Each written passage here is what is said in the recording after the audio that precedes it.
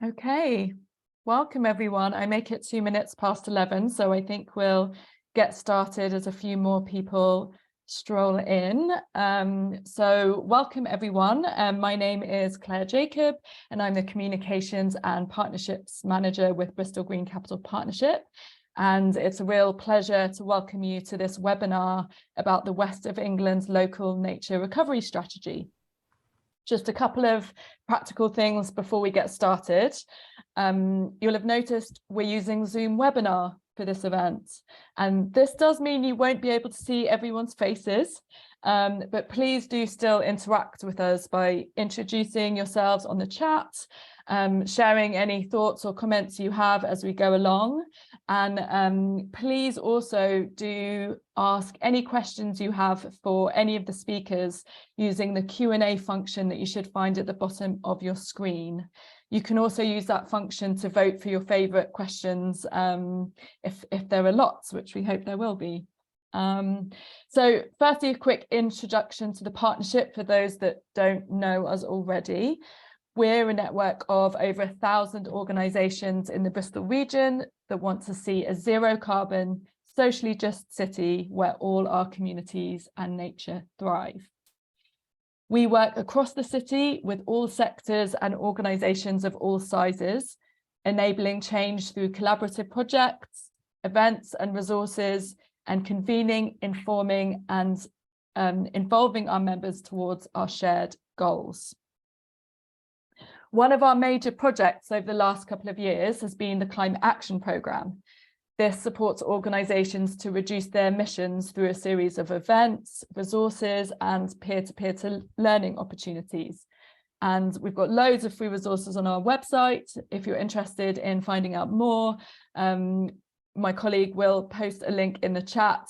And please do sign up as a partnership member if you'd like to stay up to date with everything we're doing. It is free to do so. Now, we've been aware that our work on nature has been less prominent recently than our work on climate. And we know that the ecological emergency is as pressing an issue, in addition to it being intertwined. We also know that businesses are really keen to understand how they can support nature in addition to reducing their emissions. And we really want to play a role in pointing them in the right direction to ensure their efforts are meaningful and effective. So I'm therefore really pleased that we're able to host this webinar today, which is kicking off a process that will enable organisations to help shape the West of England's local nature recovery strategy, which is a really important document that will set the strategic direction, priorities and opportunities for nature recovery in our region. I'm delighted to be joined by Stuart Gardner, Nature Recovery Manager at Bath and North East Somerset Council, who will give an overview of the strategy and how businesses can get involved. We will also hear from Kirsty Greenman from Burgess Salmon and Rob Delius from Stride Treglown, who will share their businesses' experiences of supporting nature.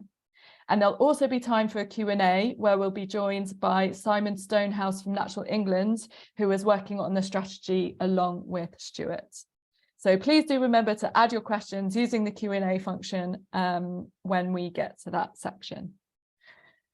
All right, I hope that is all clear about what's going to happen. And yeah, I'm now going to pass over to Stuart. Thanks, Claire, and welcome everyone. It's great to have you all here. I'm just going to share my screen, which hopefully has worked. Is that all okay, Claire? Yeah, brilliant. So yeah, as Claire said, I'm Stuart Gardner. I'm the Nature Recovery Manager at Bath North East Somerset Council, but for the purpose of this, I'm managing the development of the West of England local nature recovery strategy, for which the West of England Combined Authority is the responsible authority. So this is very much focused on the whole West of England, so Bristol, South Gloucestershire, Bath and North East Somerset and North Somerset. So I'm just going to start with a bit of background on why we need an LNRS, what an LNRS is, a local nature recovery strategy. Sorry, I'm going into acronyms too early. And then talk a bit about the relevance of nature to businesses, hand over to Rob and Kirsty to do a bit of talking on what they're doing for nature in their businesses. and then finish off with a last bit about how we can get involved and the relevance of the local nature recovery strategy to businesses in the west of England. So in terms of why we need a local nature recovery strategy, I could spend quite a long time talking about this. But in summary, there's over the probably last century or so, there's been a really stark decline in nature. So this graph actually is a count of the number of starlings in the west of England just from 1995 to 2020. As you can see, it's a pretty stark decline, and actually that decline has been going on since probably 1970 or beforehand. There's lots of stats we could throw around from the world, where there's been a decline of 80% or more in freshwater wildlife, for instance, since 1970. Lots of studies showing 90%, 80% declines in insects over the last 20, 30 years, and lots of national data as well showing the decline in wildlife across England and the UK over the past half a century. So we know nature is in decline. The question obviously is does this matter? Why does this matter? So our society, our economy is completely dependent on nature to survive and thrive. I'm going to quote from the chair of the International Panel on Biodiversity, IPBES, the kind of equivalent to the IPCC for climate change, who's stated that the health of ecosystems on which we and all other species depend is deteriorating more rapidly than ever. So we're eroding the very foundations of our economies, livelihoods, food security, health, and quality of life worldwide. So there's plenty of evidence to show that nature is in decline, and plenty of evidence to show how much we depend on that. That's been reflected locally by the declaration of ecological emergencies, for instance, by the Bristol City Council, and by both Bath, North East Somerset councils. There is that recognition across the region that alongside a climate emergency, we're also in an ecological emergency due to the degradation of habitats, pollution, etc. So that's the bad news out the way. What is the local nature recovery strategy? So it's a statutory document. It's an England-wide system of spatial strategies that will be establishing priorities and mapping proposals for action to drive nature recovery and provide wider environmental benefits. So there'll be 50 of these strategies-ish across England.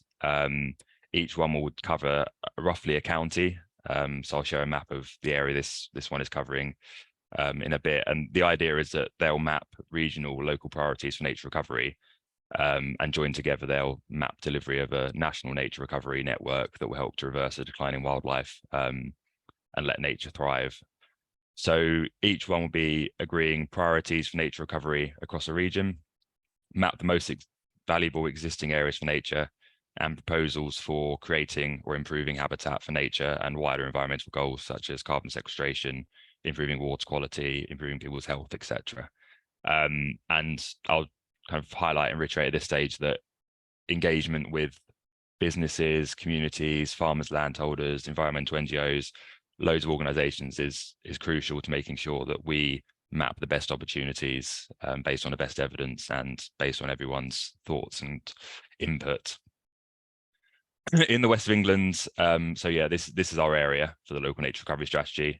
So the west of England region, which is the combined authority region, Bristol, Bath, North East Somerset and South Gloucestershire, plus North Somerset. The combined, this is some of the kind of governance stuff, which is not the most interesting, but it's important. The combined authority has been appointed as a responsible authority for the LNRS, which means that it's responsible for leading its preparation and is answerable to the Secretary of State. And they've commissioned Bath North East Somerset Council, which I'm based, to lead the development on their behalf. And the guidance for the LNRS states that we need to be working very closely with public, private and voluntary sector organisations, as I just mentioned, in the development of the LNRS. So though the responsible authority is answerable, it needs to be done in collaboration. In terms of how the LNRS will be used, is a statutory document, so it does have some defined uses. For instance, it will be directing biodiversity net gain funding. So for those who aren't familiar, all developments need to deliver a net gain in biodiversity. Anything that can't be delivered on site needs to go off site, so we can direct some of that funding into the most effective areas for nature recovery. It will have a role in the planning process, and more generally public authorities' biodiversity duty, which is still being defined. It will inform the delivery of nature-based solutions, so things like woodlands for carbon sequestration or natural flood management, etc. And more generally, it has a role in bringing everyone together to work together towards an agreed strategy for nature recovery, meaning that we're focusing our collective effort in the most effective ways possible. And there's also a note that it may have a role in directing funding through the new agricultural subsidy system. That's probably not as much relevant to this discussion, but actually that could be a lot of money that the LNRS is informing in terms of creating new habitats and managing what we have. We've done some initial work with stakeholders across the region through, for instance, the West England Nature Partnership to define a vision for the local nature recovery strategy in our region, which is based on a national guidance. So we want the strategy to be setting out clearly what the priorities for nature recovery are in the region, both for managing land and reducing pressure on the natural environment through, for instance, pollution. We want it to be the go-to resource for anyone looking to help nature in the region. And we want it to be used to direct public and private funding for nature recovery towards agreed strategic priorities, so that investment in the natural environment goes further and faster and as effective as possible. So the final product we want to produce will be setting out what the priorities are for nature recovery and priority areas, and making that really clear to end users such as businesses and landholders what they are and how they can be used. At the moment, we've started work on, so this is a map, sorry, or a diagram showing how we go from what we have at the start towards a local nature recovery strategy. The key things here are that at the moment we're starting with we're not starting from a standing point in the West of England. We've done quite a lot of existing work already. For instance, mapping of a nature recovery network, which some of you may be familiar with. We have a tree and woodland strategy in the West of England. We have a joint green infrastructure strategy that the local authorities have worked on. So we're bringing that all together alongside lots of evidence and data on things like land use, existing habitats, soil types, where there might be best opportunities for wetland creation to manage flooding, among loads of other stuff. And starting to combine that with this analysis of stakeholder engagement, which we're kicking off now.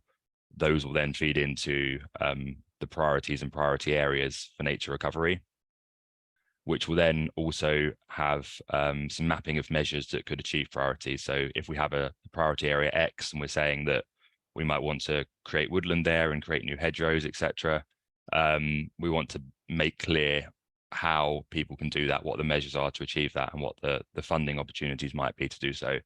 All of that combines will produce a local nature recovery strategy. And we're also planning to host an interactive mapping portal, so that it's not just a long document, it's something people engage with and see what's relevant in their locality. But we're wanting to get some feedback on whether that would be useful and how we can make that most useful, which we'll come to ask in a bit.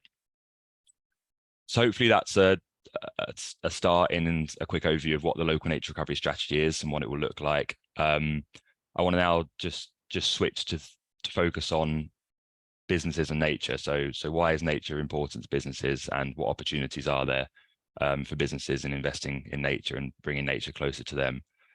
So as I alluded to at the start of the presentation, businesses and indeed the wider society and economy are dependent on a healthy natural environment to function. So that might be different for different businesses, but more generally, we're all dependent on nature to produce food. So for instance, I think 2/3 of crops are pollinated by insects. So without those insects, which are in decline, we don't have those crops, those food. For resources such as timber, for improving water quality, so filtering our water, making it clean, for regulating the climate. So there's lots of opportunities for nature-based solutions to help us adapt to climate change, for instance, protecting against flooding, etc., etc.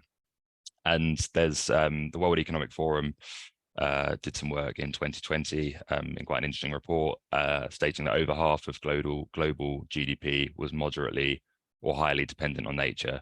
And I think you could stretch that argument to say that all GDP is dependent in some way on nature, because without a functioning environment, we don't have any economy to work. So that's one side of things, is that all businesses are dependent on a healthy natural environment to function. The other important thing I think is to highlight that people in the UK care about the environment.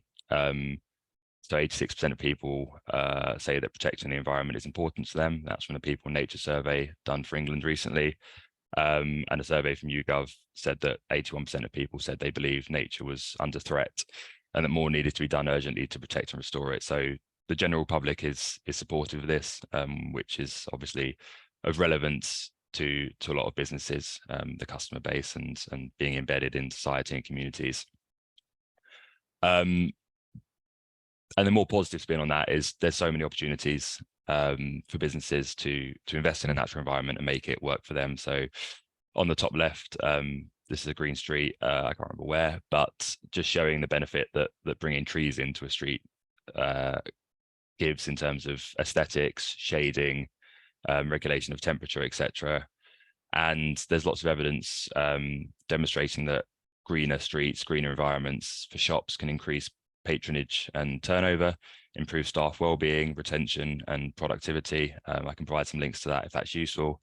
So that's the bottom right, kind of engaging staff can mean they're more productive, lower sick rates, etc. And then also there's opportunities for businesses to invest in things like natural flood management, to protect their businesses from flooding by, say, slowing the flow of water upstream so that when floods happen, they're not as flashy and don't flood premises, as well as offsetting carbon and biodiversity footprints when all the kind of residual impacts or the main impacts have been removed and the residual impacts remain, as well as obviously making your business more appealing to customers. So we wanted to hear a bit more from businesses themselves around what they're doing for nature. So I'm going to hand over to Rob first and then Kirsty to talk a bit about what they're doing at both Stride Draglown and at Burgess Salmon.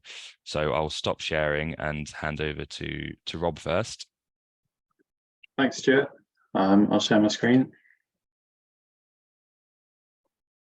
Hope you can all see that.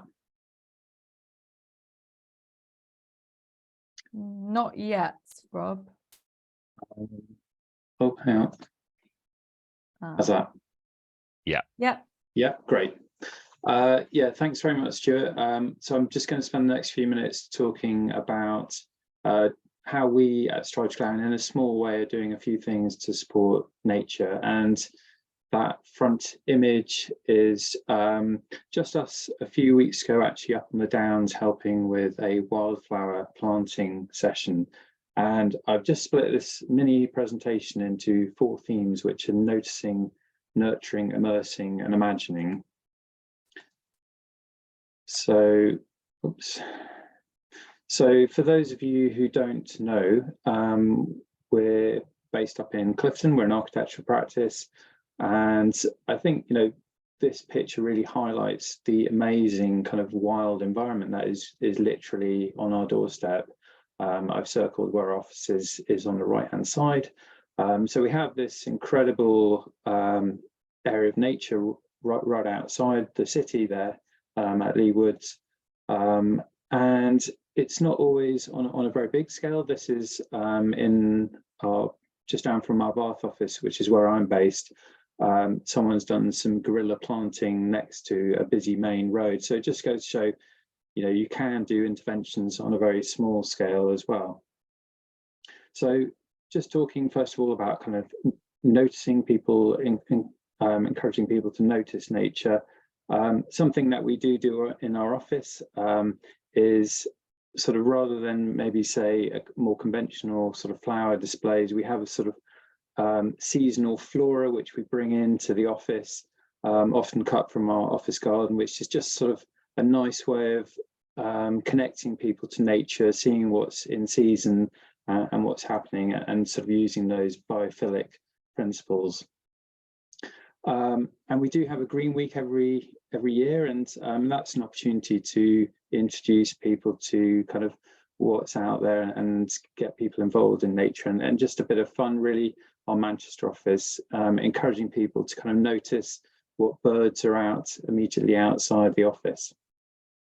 And we do a number of nature walks. We've been involved with Avon Wildlife Trust, who do nature walks around the Downs. And that's always very popular with staff to kind of see and immerse and learn what's immediately around them. So in terms of nurturing and trying to improve nature and do what we can as a business, we did introduce about 10 years ago some beehives in our office. And we've got a couple of hives supporting about 100,000 bees in the peak of summer. And those have been very successful, but not just for the kind of more domesticated insects, but we've been taking out ornamental planting from our kind of office garden and replacing it with pollinator-friendly species to try and encourage a kind of a much better habitat and pollinating plants for all insects sort of immediately around our office. And we've kind of extended that from just looking at our immediate environment to taking the verge outside our office along the road and reseeding that with wildflowers and putting signage down to kind of explain to passers-by what we've been doing as well. And that was sort of about 10 years ago or so. And as I just mentioned at the start, we're sort of involved. We have volunteer days for staff at work to get involved. And this was a wildflower planting scheme, sort of probably back in February actually. So hopefully this summer we can really see something amazing happening on the Downs when that all comes to fruition. And when we have an opportunity within our offices, we try and do things which would support nature. So for example, in our Cardiff office, we had an opportunity to build a brand new office, and we put a green biodiverse roof on there along with solar as well, and that often works very well together.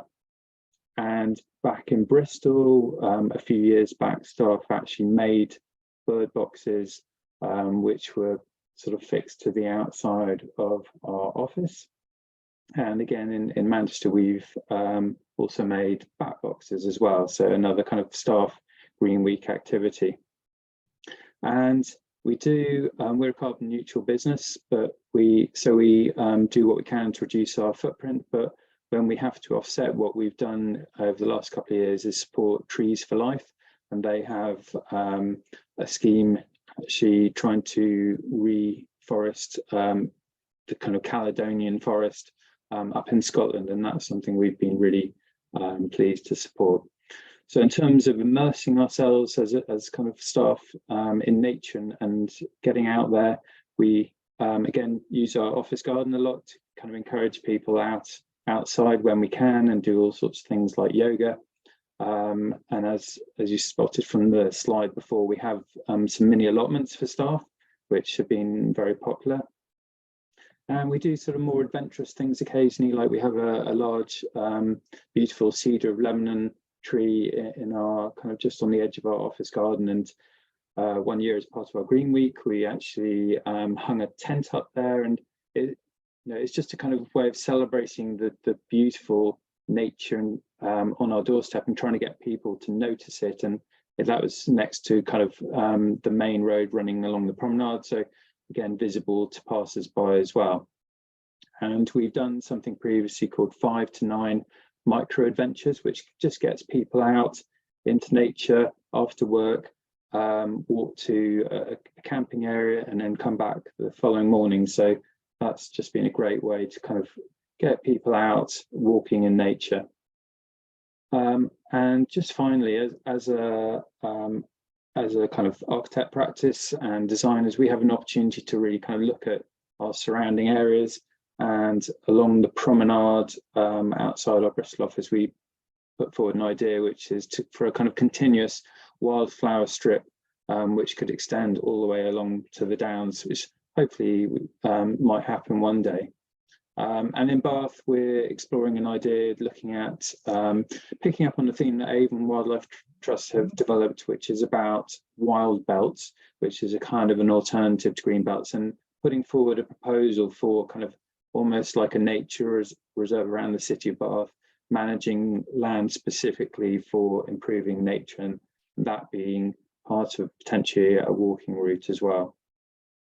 And final slide, we do always with our projects try and create spaces for nature where we can, and when we've had the opportunity to do sort of competitions and more adventurous proposals, really kind of exploring how we could rethink some of the kind of road infrastructure around some of our towns and cities. So this was an example of a business park which they were looking to kind of refresh. We came forward with a kind of quite a radical proposal for completely taking up all of that kind of road infrastructure and creating a more natural environment. So all things we're doing through our work as a kind of architect practice, but also small things that we can do as a business as well.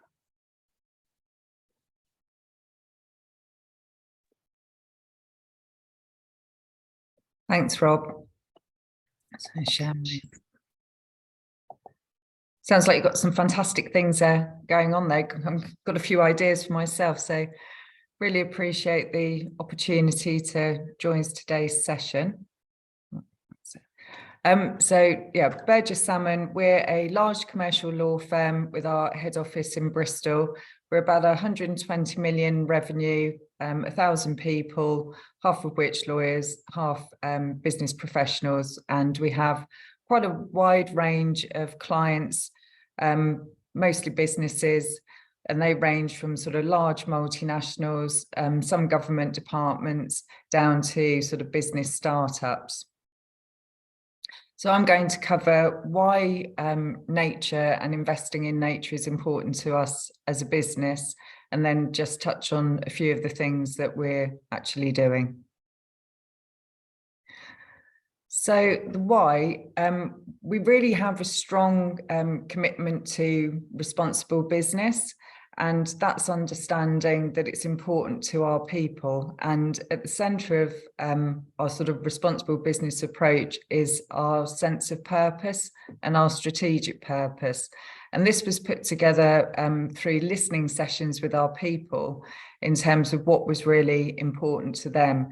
And the fact that sustainability and nature came through very strongly in terms of what people felt we should be doing as an organisation. And that's important to us because it's attracting talent and keeping talented people is absolutely fundamental to our business success as a professional services firm. And it's really fantastic. Our people really get involved with our responsible business agenda, and just an example of the many things they do. Around at least half our people get involved in some active form of community engagement and volunteering. We also recognise the links between nature and well-being, and the well-being and engagement of our people is a real high business priority. Also as well, in terms of our actual legal services we offer, we are leaders particularly around environmental expertise, and we get involved in a lot of sort of net zero projects and helping the transition to a low carbon economy. And we also have ESG legal service offering and things like sustainable finance. So we think it's important in terms of offering those legal services that we actually walk the talk and do sort of active things as well. For example, like our own net zero ambitions. Increasingly as well, our clients, they are demanding this of their service providers. And that's because they have their own responsible business commitments, or they're coming under, for example, ESG pressures from their stakeholders. So again, we've actually got a commercial advantage by demonstrating that we're good at this sort of thing. Also as well, we recognise that there's more legislation coming. So we've had quite a bit already with climate requirements. Also now we're getting that more coming in terms of, for example, the Task Force on Nature-related Financial Disclosures. So it makes sense to us to be ahead of the curve and be proactive. For example, while some of this legislation doesn't always directly impact us, it does in terms of our client base, and also often the legislation evolves and then we will come under it. So in terms of some of the things that we've been doing, quite similar to Rob's organisation in many ways, So we've got a number of local partnerships. So, for example, we support the Avon Wildlife Trust, and we've also got with Bristol Zoological Society and some of the community farms. And last month I was actually out at the heart of BS13 clearing out a wildlife pond in the rain, which sounds horrendous, but it was actually a fantastic day and a fantastic opportunity to connect with colleagues. We are supporters of the Bristol Green Capital Partnership, and within the legal sector, we were founding members of the Legal Sustainability Alliance. So that's encouraging more sort of consideration of nature and sustainability across the legal sector. We're also supporters of the new Bristol Avon catchment market, and that's for us to be able to invest locally into nature projects, but also get the benefits in terms of carbon credits. In terms of our carbon approach, we're absolutely focused on reduction first, but we are investing in carbon offsets, but where there's an additional benefit in terms of supporting conservation or nature recovery. And we're also investors in the project up in Scotland that Rob mentioned.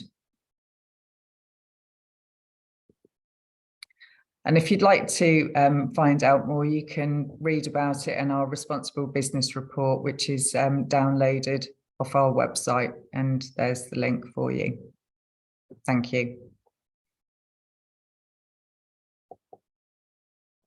Thanks, Kirsty and Rob. That's brilliant. It's great to have some such good examples in the region of businesses doing stuff for nature. Yeah, we're very fortunate to have so many in the west of England. I'm just also trying to share my screen again. Can you see that okay? Yeah, that's fine, Stuart. Great. Okay, so we're just going to do a very quick poll, just to get a bit of an idea about what you and your organization would be most interested in doing in the future. So the poll should have just come up on the screen. I'll just read out the question and the answers as well at the same time. So the question is, what would your organization be most interested in doing in the future? The options are investing in landscape scale initiatives to restore nature, providing employees with better opportunities to access nature, giving employees volunteer days to support nature charities, creating more green space in your office or place of work, co-purchasing land with other organizations to restore nature, or none of the above. I do appreciate some of those, a lot of people here might be interested in a lot of those as well. So we'll just give a minute or two for people to respond to that before I move on to talking about the relevance of the LNRS, the local nature recovery strategy, to businesses, and next steps in terms of further engagement and involvement.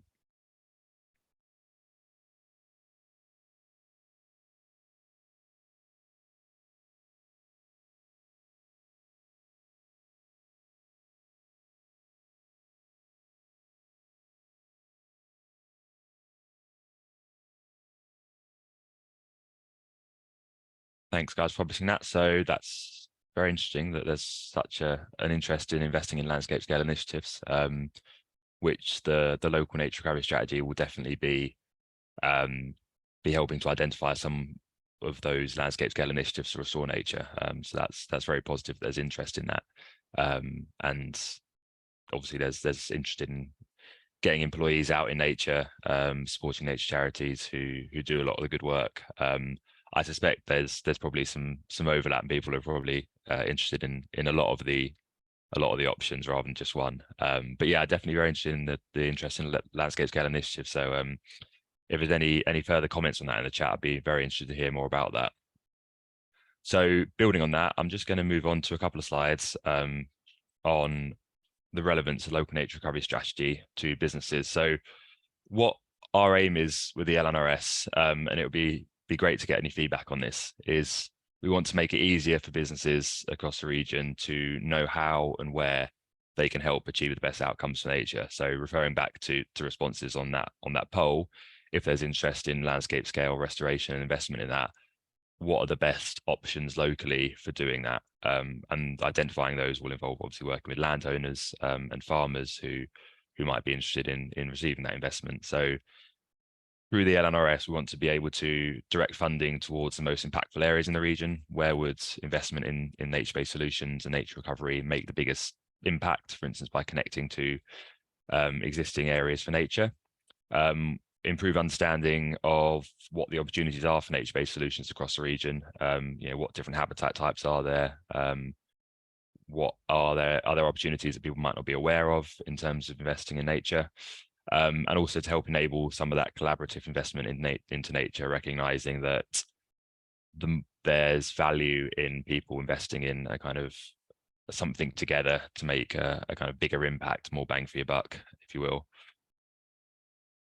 So in terms of our engagement with businesses, I guess the kind of two key questions we're looking to answer going forwards is how can the LNRS be made as useful as possible for businesses? So in terms of how we design the LNRS and what the kind of the output is, how can we make that as useful as possible, as easy to use, so you can use the LNRS to help inform what you're doing and plan investment in nature or some of the stuff on your doorstep.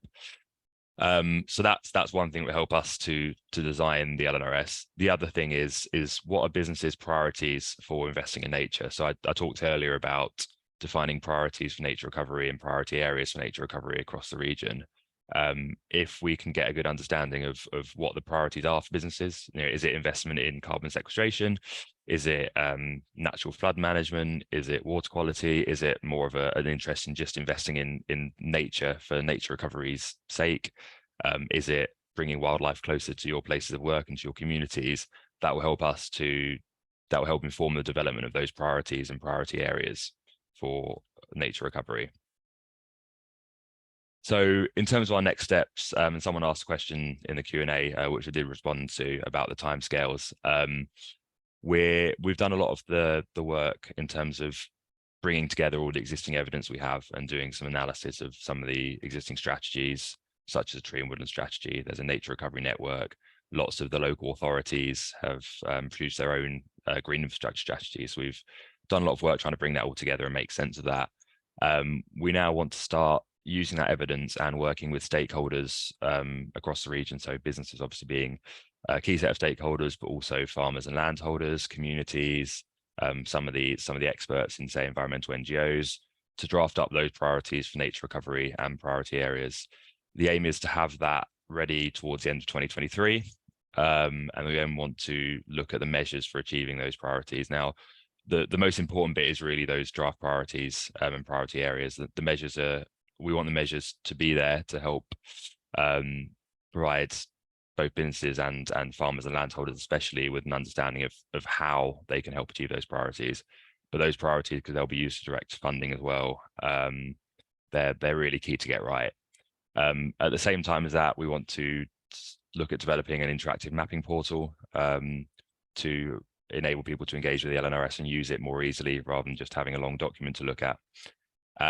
And then we'll be sending around a follow-up survey after the webinar to invite further input and engagement. And it will, this won't be the end of the engagement. This is very much the beginning.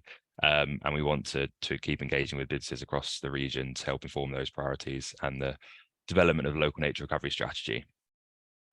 So yeah, I'm very happy for people to get in touch, send their contact details via the chat or via the survey that we'll send around afterwards. I think now we're going to open up to some Q&A. So I will stop sharing my screen. Thank you all for listening. Thanks, Stuart. And yeah, I think we're actually going to share the form for people to feedback their views in the chat. So we will be sending it by email as well, but it's sometimes easy for people to just grab it and do it straight away. Okay, so we've had a few different questions. They haven't been voted on, so I'm just going to take them in order that they came. So the first question from Ned is, when you say the strategy will direct funding, will there be a literal process as part of the strategy for funding schemes, or does the strategy just set out where you believe funding should be spent? Yeah, thanks, Ned. There's a bit of both, I think, is the answer. So there's some funding schemes that are statutory national funding schemes. So I mentioned biodiversity net gain. There is a process whereby the priority areas defined in local nature recovery strategy will have greater weighting for targeting biodiversity net gain offsets in other areas. So the idea is that we focus net gain from developments into areas that will have the biggest impact. There's a role in the planning system as well, and we expect there'll be some role that the LNRS has in directing agricultural subsidies, although that's yet to be defined. We're still waiting on some of the detail on that. But then in terms of the role in directing private funding in particular, I think we'll try and set out where we think the most effective areas will be and what the most effective interventions will be, and then potentially some of the detail on how that money could be funneled into those areas. But it won't be a kind of this is exactly how money should be spent. It's more of a trying to get people to direct their funding into the right areas, if that makes sense. Great, thanks, Stuart. The next question is from Matthew. Will you be liaising with neighbouring regional authorities and their local nature partnerships to identify linkages and opportunities beyond the west of England? And how will you do this? Yes, it's a short answer. I'll bring Simon in on this as well in a second. So yeah, I'm in contact and working with the neighbouring responsible authorities in Gloucestershire, Wiltshire, and Somerset, and we also have a southwest network of contacts, so we can work at that regional level, because it's obviously very important to be doing that. Nature doesn't really respect those political boundaries, so we need to make sure we're identifying cross-border opportunities for nature recovery and thinking about how the west of England forms part of the wider landscape. Is there anything you wanted to add, Simon, from Natural England? Because Natural England are supporting some of the national work on this. Just to emphasise the point you made, I think in your slides, Stuart, that these are supposed to be locally driven, locally sort of designed, and bring about local kind of action and local priorities, but they should add up to a national sort of nature recovery network, so that those boundaries are really important. We've also got, I think it's quite fortunate in some ways. We've got some of the protected landscapes, the areas of outstanding natural beauty that straddle some of the boundaries around the west of England. So that's sort of helpful, because they've been thinking about nature recovery, and that should potentially provide a sort of seamless link across our kind of borders, if you like. Thank you, both of you. Kirsty, a question from Mary for you. And she asks, how do you choose which local opportunities to support? So, for example, why did you decide to work with Heart of BS13 and not someone else? That, they're doing fantastic work, but she's just interested in understanding how you choose. Yeah, so we do work with a number of local charities. So Lawrence Weston Farm, Community Farm, Avon Wildlife Trust, Heart of BS13. We do take usually quite a place-based approach to our community partners, and we often sort of favour the smaller ones rather than sort of large national charities. And ideally, there's some connection with the firm, particularly in terms of our people. Great. Thanks, Kirsty. There is a question that's been voted up, so I'm going to go directly to that one, which is, how do companies in Bristol find out about and get involved in opportunities to help support the NRS? So we will be sending out a survey, or actually we've sent out a survey, as you said, Claire. It's in a feedback form that's in the chat. And one of the questions there is about what would be the best way to engage with businesses. So we have some ideas, and alongside community engagement, we also want to do some engagement with local businesses at the same time, communities, some of that place-based engagement around what the priorities might be in different areas, and also building on what's already been done in some of those areas. But we want to get a sense from businesses, you guys, of what will be the most useful way to engage with this going forwards, whether that's a kind of workshop on area-based workshops or workshops that are based on different themes, like what priorities might be for investing in nature. So once we've had a bit of a sense from that survey of what your priorities are, then we'll shape our engagement partly based on that. And that we'll shortly be getting up a web page on the West of England Combined Authority website that will provide some more contact details. But again, if I can put my contact details in the chat for those who want to be involved, because it's important to have that opportunity to engage from the off. Great, thanks, Stuart. There's a question now from Angela, which maybe is for either Rob or Kirsty. At the community farm, we are focusing on farming in a way that allows biodiversity to flourish on our farm sites, in the soil, in margins, and in hedgerows. One way businesses can support this is by promoting our online food shopping offer, veg boxes, and much more to their employees. We are currently discussing this idea with contacts in the corporate world. So her question is, how can we link with businesses that could help us in this way? So I guess a general question in how can community or nature projects get in touch with businesses to support the good work that they're doing? I suppose it's really having to do a little bit of research to find out who key contacts are, such as myself, within organisations.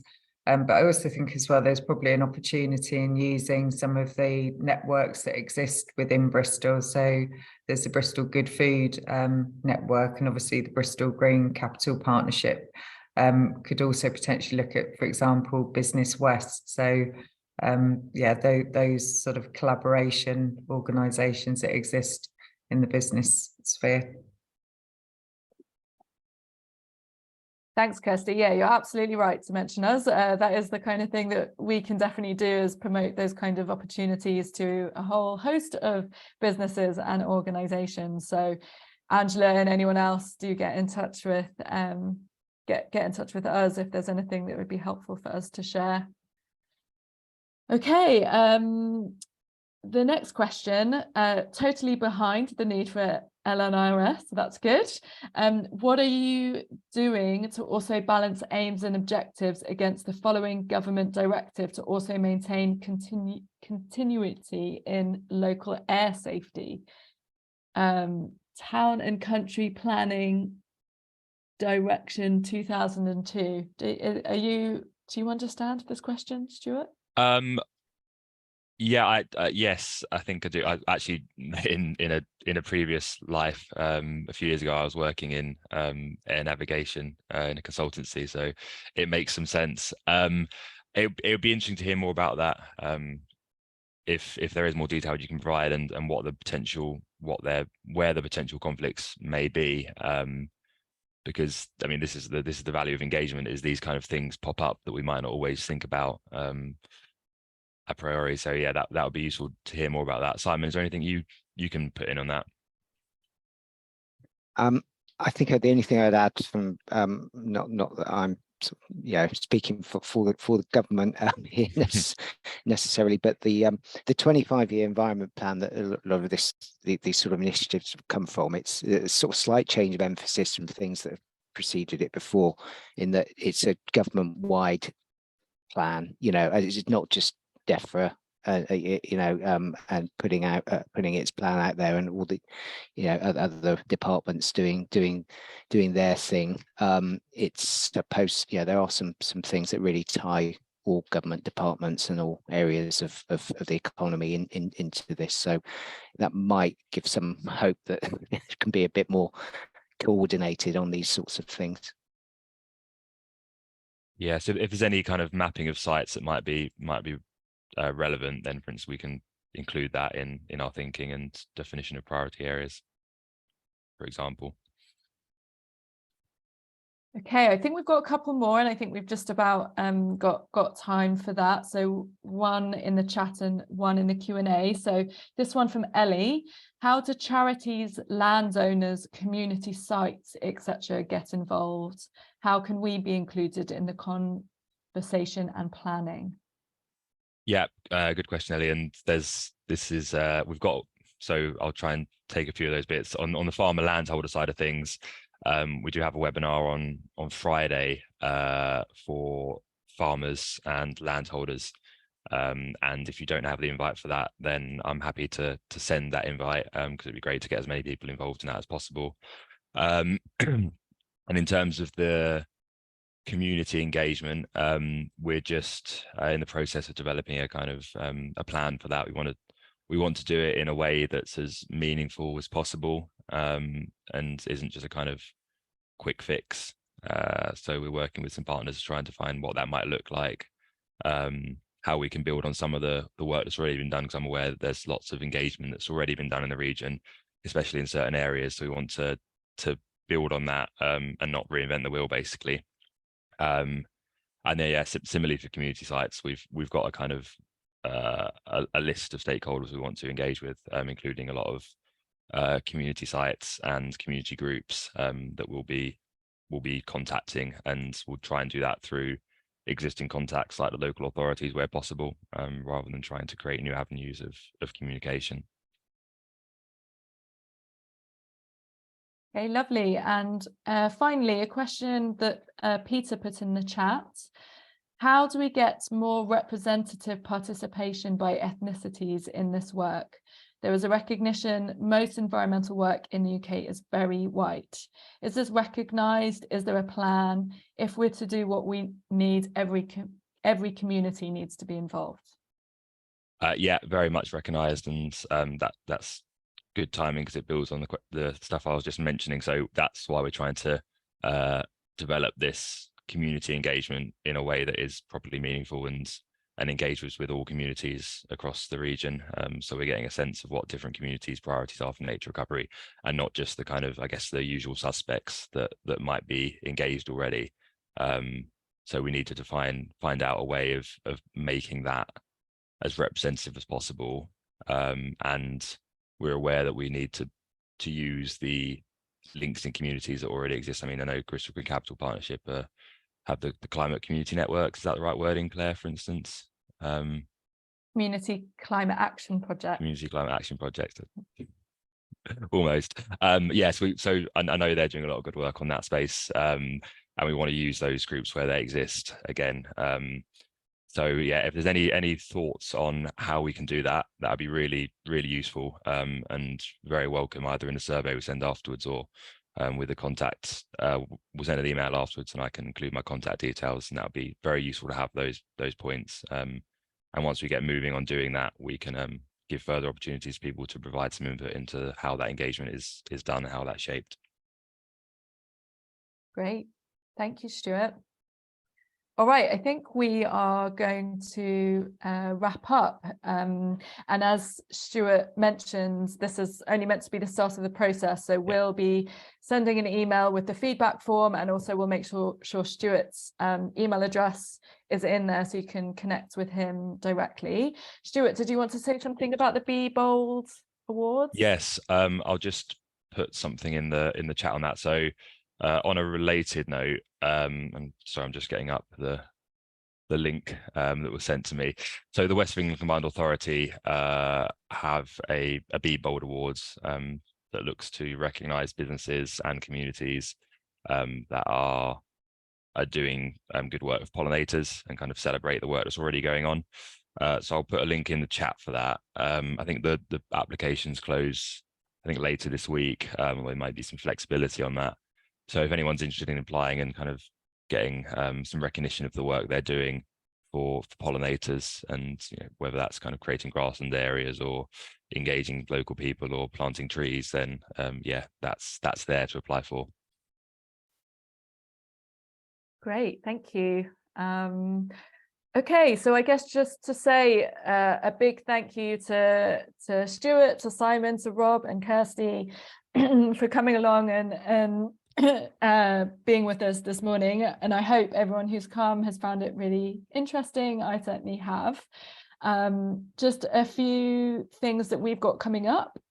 So we've got a Climate Action Programme event happening on the 24th of May, where you can hear how members of Bristol's Climate Leaders Group have been approaching increasing climate literacy at their organisations. So it's another great opportunity to just hear practically from some organizations about what they've been doing. So links to that will be shared in the chat. And then we've got our Green Mingle on the 4th of May, which is our regular informal networking event at the Bristol Beacon. And the one on the 4th of May next week will be launching the Festival of Nature programme as well. So come along if you want to hear a little bit about that. And I think that is everything for me. Stuart, do you have any final words? No, just thank you everyone for attending. It's great to see the appetite for engagement with this, and thank you again to Rob and Kirsty for speaking and giving examples of what businesses are doing in the region already. I think that's really valuable to get. So thanks again, guys. All right, thanks, and enjoy the rest of your day, everyone. Brilliant. Thank you. Thank you.